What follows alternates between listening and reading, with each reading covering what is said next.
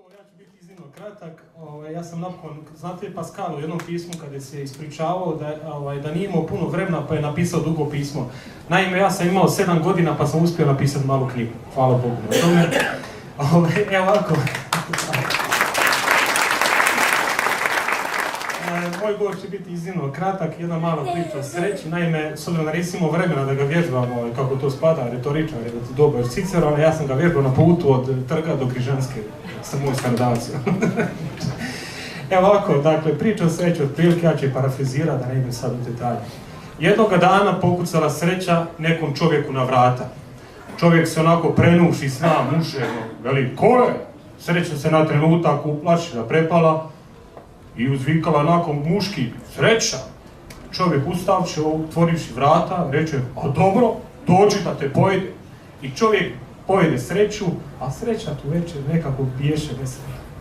Drugog dana ode u drugi grad sreća i opet tako pokuša si na grada nekoj ženi, čuši žena veli, ko je? Sreća čuši da je žena u pitanju kuhi, veli, sreća. Žena otvorivši vrata reče, a dobro, dođi da te stavim u škrinjicu. Kako su to majke, pogotovo naše iz Posavine, od uvijek znale kriti u jorganima, u jastucima, ispod dejka. Uvijek su krile za crne dane, tako i ova žena, misleći da sreću može sačuvati samo za sebe ili svoje bližnje. A ne može. Trećega dana opet sreća tu večer biješe nesretna. Trećega dana sreća otiđe u treći grad.